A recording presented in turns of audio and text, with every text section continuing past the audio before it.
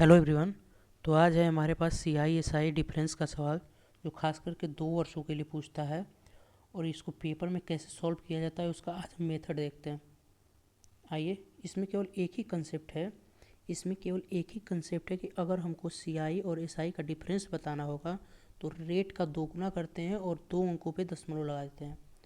Rate का दोगुना करके 2 अंकों पे दशमलव लगाते हैं। यही सी आई एस आई का डिफरेंस का होता है 2 वर्षों के लिए। और अगर मूलधन हमको बताना होगा तो 100 का मान बताते हैं। आइए इसको सवाल के माध्यम से देखते हैं, ज़्यादा समझ में आएगा। दिया है 10,000 की राशि पर 10% वार्षिक दर से 2 वर्षों के लिए साधारण और चक्रवृद्धि ब्याज के बीच अंतर क्या होगा। तो इसमें चक्रवृद्धि ब्याज और साधारण बीच के अंतर होता है, यही होता है 10 का पहले स्क्वायर कर लेंगे 100 और 2 अंकों पे दशमलव लगाएंगे, मतलब 1 यूनिट का मान। 10,000 जो मूलधन दिया हुआ है, ये 100 का मान दिया हुआ है, हमको 1 का बताना है। तो 1 का कितना हो गया है 100।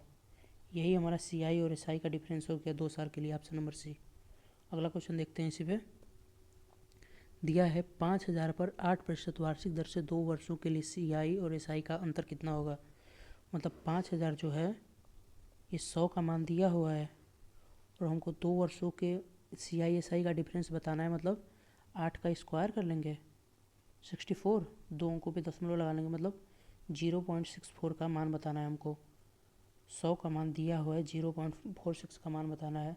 मतलब मल्टीपल कर लेते हैं इसको। 6.4 में 5 का कितना हो गया 6.4, मतलब 5 का 30 और 5 को 20, मतलब 32। Option number B right answer हो गया। अगला क्वेश्चन देखते हैं इसी पे। 2 वर्षों के लिए 10% वार्षिक दर से साधारण ब्याज और चक्रवृद्धि ब्याज का अंतर 200 है। यहाँ पे सी आई एस आई का डिफरेंस का दे दिया है। मतलब 200 जो है वो 10%, मतलब 10, इसका स्क्वायर कर लेंगे 100, 2 अंकों पे दशमलव, मतलब 1 का मान दिया हुआ है। 1 का मान दिया हुआ है और हमसे 100 का मान पूछ रहा है। कितना हो गया इसका 20,000। ठीक, 20,000 ऑप्शन सी हो जाएगा। अगला क्वेश्चन देखते हैं। इसमें दिया है 2 वर्षों के लिए 8% वार्षिक दर से सी आई और एस आई का अंतर 64 है, तो मूलधन कितना है। फिर वही दिया है, जो 64 है वो 8 का स्क्वायर यहाँ पे कर लेंगे तो 0.64। ये हमारा सी आई एस आई का डिफरेंस आ गया 2 साल के लिए। जो 64 दिया है वो 0.64 का मान है, तो आपको 100 का मान बताना है क्योंकि मूलधन पूछ रहा है। इससे कितनी बार में कटेगा, इससे ये 100 बार में कटेगा।